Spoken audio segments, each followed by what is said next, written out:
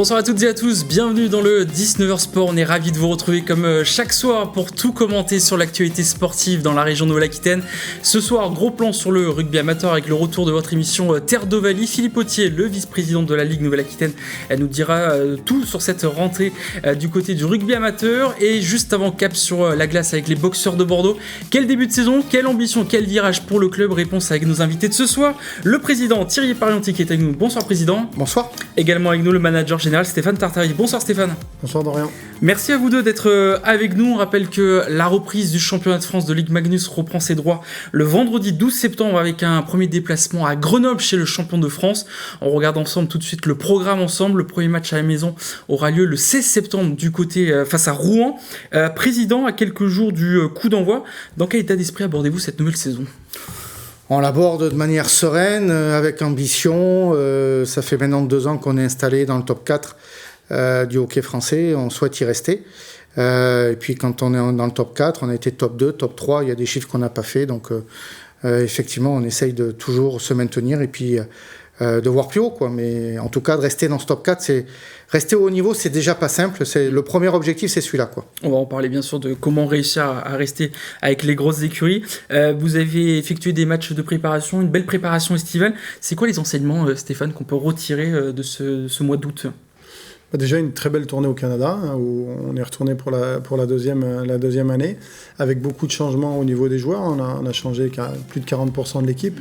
Donc c'est vrai que des stages comme celui-là permettent un peu de créer une cohésion.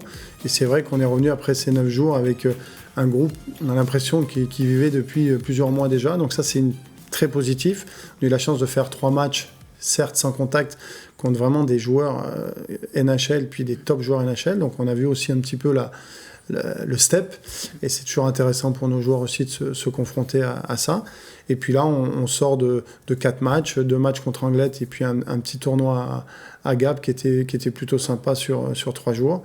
Donc voilà, la préparation se poursuit. Il nous reste 2 semaines avant le début de championnat. Il nous reste 2 matchs au week-end contre Angers pour finir cette préparation. On a l'impression que c'est une lourde préparation pour être prêt dès le premier match. De plus en plus. Là, on a 5 semaines de préparation, donc je pense qu'on a eu un petit creux sur le tournoi de Gap, où on a fait nos matchs, on a remporté, même si c'est juste amical, ça fait toujours plaisir d'aller chercher quelque chose, c'est en pré-saison, mais on a senti un peu l'équipe un peu fatiguée, il y a des choses qui se mettent en place, il y a un lourd travail physique aussi. Donc, ce qui compte, c'est vraiment le vendredi 12 à Grenoble d'être prêt le jour J. On va regarder, parce qu'il y a eu des nouveaux joueurs qui sont arrivés, d'autres qui sont partis. On va regarder cette liste avec notamment pas mal de jeunes. C'est un peu la ligne que vous voulez mettre en place peut-être cette année. Comment les nouveaux joueurs se sont intégrés dans votre équipe, hein ? Bon, après, on s'était renseigné avec Olivier, bien sûr, et Rémi. C'est important l'état d'esprit, puisqu'on se renseigne déjà d'abord sur le talent du joueur ou sur son rôle dans l'équipe, puisqu'on ne prend pas les mêmes profils. On a mixé entre la jeunesse et l'expérience, notamment avec Jakub Kindl, qui a 38 ans. Il y avait quelques craintes, certaines personnes, pas nous en tout cas. Je pense qu'il a montré sur les 4 matchs que c'était un patron, que c'était un vrai professionnel. Il va accompagner nos jeunes, il s'est gagné, il a gagné aussi dans sa carrière. Et les autres joueurs qu'on a amenés aussi ont cette expérience-là des championnats européens. Et ils ont gagné, notamment Quentin Tomasino et Loïc Farnier, qui a gagné avec Rouen il y a 2 ans, et Loïc qui a gagné avec Grenoble l'an dernier. Donc tout ça va faire que ça va nous faire passer un step, on espère. On sent qu'il y a de la matière dans cette équipe, Thierry, qu'Olivier Dimet a peut-être plusieurs cartes en main pour cette saison. Oui, il y a un peu plus de profondeur que les années précédentes, sachant qu'on va sûrement aller chercher un attaquant supplémentaire pour, je dirais, amener cette profondeur. On joue régulièrement, il peut y avoir des blessures, des repos. Et si on veut aller loin dans le championnat, et cette saison, il va falloir qu'il y ait un peu de concurrence et qu'effectivement, on puisse gérer l'effectif au mieux par rapport à la fréquence des matchs.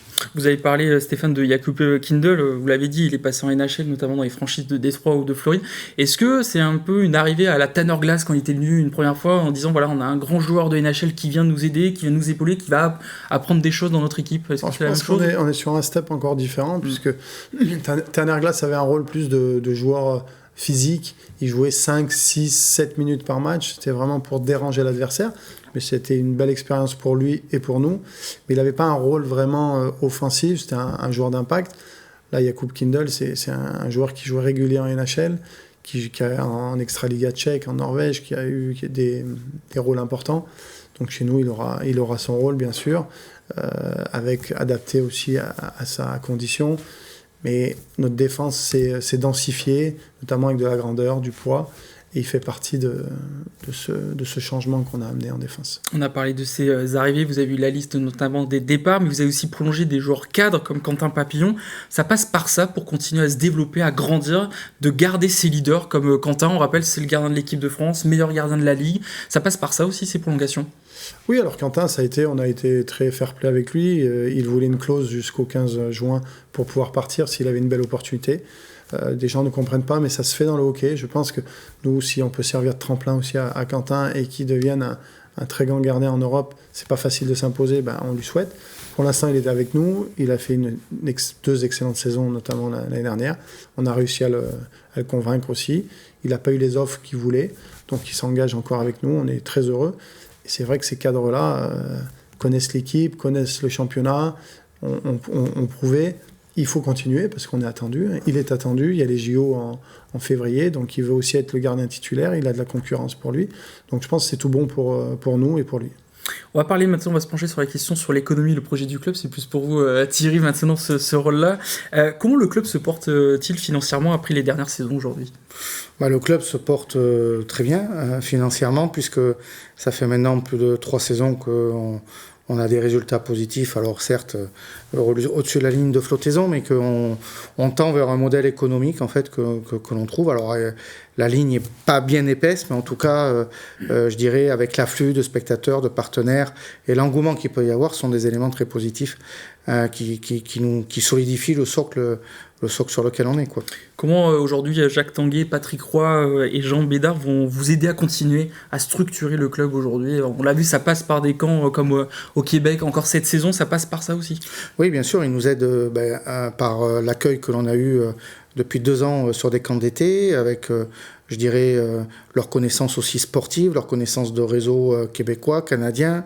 Ils nous amènent aussi un côté international, une mise en lumière du club, en tout cas outre-Manche, même outre-Atlantique. Et donc, ils nous aident là-dessus. Ils vont nous aider aussi sur l'approche un peu professionnelle parce que ils ont l'habitude, ils ont géré déjà des clubs et aussi par leur réseau pour amener des partenaires, je dirais, européens ou même canadiens.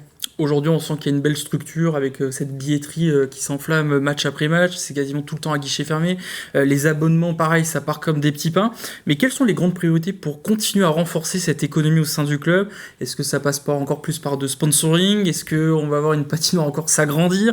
Il y a une boutique aussi qui s'est ouverte. Ça passe par quoi ? Alors, il y a eu un plan depuis maintenant 2-3 ans de développement qui a été mis en place conjointement avec la ville. On a récupéré la gestion des buvettes il y a maintenant 2 ans, un peu plus de 2 ans, donc ça a permis de franchir un palier en termes de chiffre d'affaires et de services.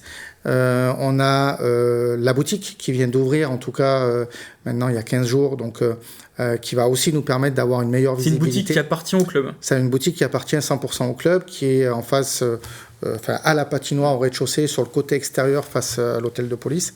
Et on commercialise tout ce qui va être goodies du club, etc. Et avec une ouverture plus du produit technique, hockey sur glace, roller et danse sur glace. Donc ça nous permet aussi d'avoir de la visibilité, du chiffre d'affaires additionnel. Et après les leviers supplémentaires, déjà il faut continuer à maintenir, je dirais, notre chiffre d'affaires, être proche de ce top 4, continuer à coller ce top 4 pour pouvoir maintenir, je dirais, notre classement. Et les prochains leviers, il y a toujours effectivement les partenariats entreprises. On a monté aussi un événement, les Forces vives du territoire, qui aura lieu le 14 octobre avec des top chefs d'entreprise qui vont venir expliquer leurs expériences, et ça sera au Théâtre Femina.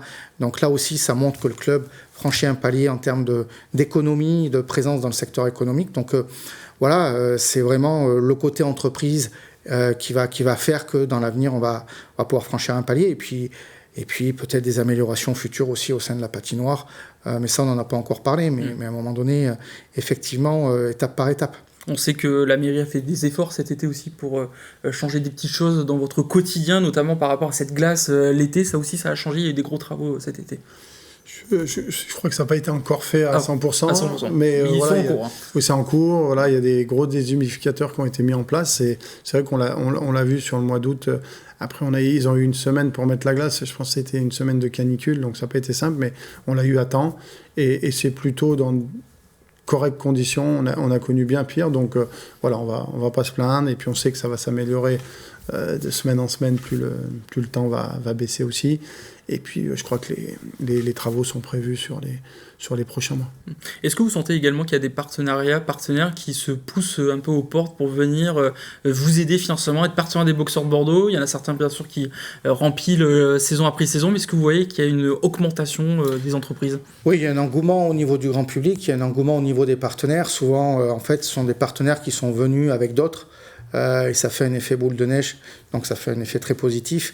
On essaye d'améliorer aussi l'accueil de ces partenaires avec des salons, avec des thématisations de salons. On va ouvrir avec le Petit Futé le salon des restaurateurs bordelais. Donc on essaye aussi d'être présent sur l'ensemble des activités économiques locales. Donc oui, il y a quand même aujourd'hui ce côté attractif qui fait que ça nous aide, mais c'est le fruit de travail de plusieurs années, des résultats sportifs, des résultats aussi économiques et puis du travail qui en est fait au niveau de la notoriété par les commerciaux du club. Ouais. Aujourd'hui, est-ce que dans votre feuille de route économique, investir davantage dans la formation aussi peut être important aussi pour les années à venir? Alors c'est important, c'est même, je dirais, une volonté. Maintenant, tout n'est pas simple sur la formation. Autant on a des universités, autant on peut facilement avoir accès à des formations universitaires. Après, on a une seule glace à Bordeaux, une seule patinoire, un seul anneau. C'est comme si on jouait ou on s'entraînait tous les jours à Chaban, en fait, et que les scolaires venaient s'entraîner aussi sur le terrain de Chaban, quoi. Donc, voilà, donc il faut imbriquer tout ça. On n'est pas le seul sport non plus à utiliser cette glace, donc c'est là où c'est un peu plus compliqué. Ouais. C'est là où ça nous amène à notre thème sur les jeunes et la formation avec vous, Stéphane. Quelle place accordez-vous aux jeunes joueurs bordelais dans votre effectif pro aujourd'hui? On a un joueur que l'on suit un petit peu, c'est Malo Lussure. C'est vrai qu'il a été pris par justement Olivier Dimet en équipe de France pour un test cet été.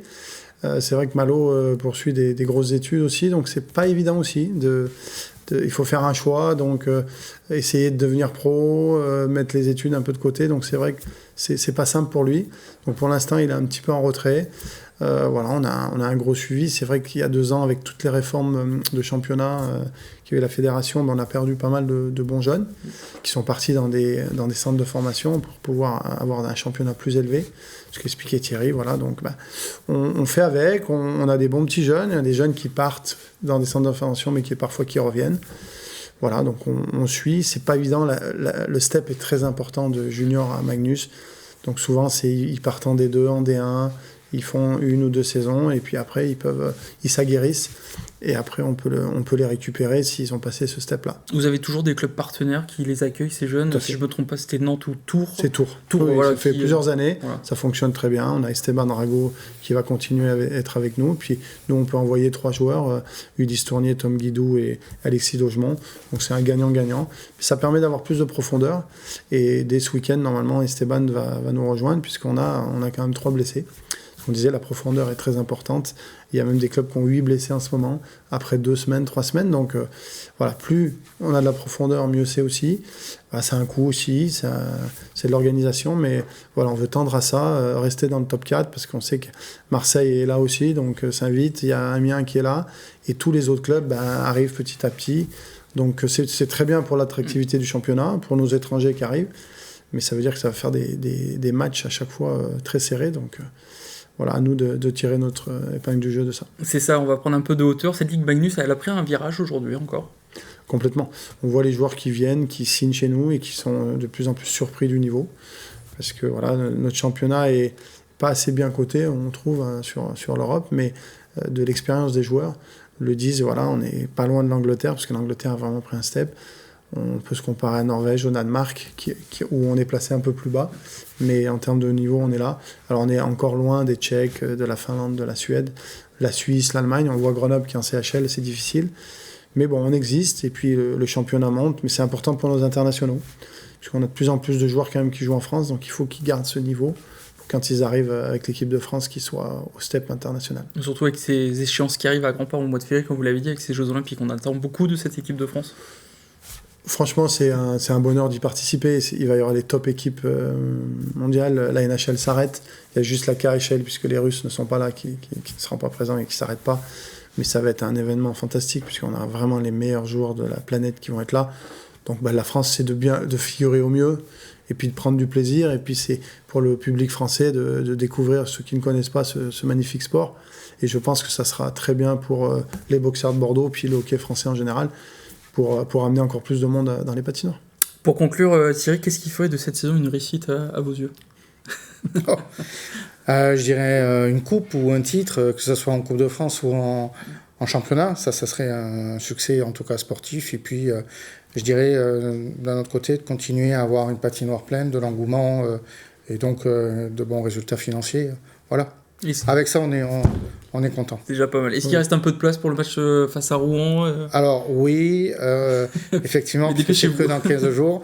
Mais effectivement, n'hésitez pas à prendre vos places pour le premier match contre Rouen ou le deuxième contre Angers, puisque en fait, en 3 journées, on reçoit 3 cadors. Enfin, on reçoit 2 fois et on va à l'extérieur. Donc le démarrage de ce championnat va être plutôt intense. Intense, en tout cas dépêchez-vous, ça va vite partir. Merci messieurs d'avoir été avec nous sur ce plateau pour avoir fait un avant-saison des boxeurs de Bordeaux, reprise le 12 septembre prochain à l'extérieur face à Grenoble. Dans un instant, votre émission Terre d'Ovalie, on va parler rugby amateur et notamment cette rentrée avec la Ligue de rugby en Nouvelle-Aquitaine. A tout de suite sur TV7.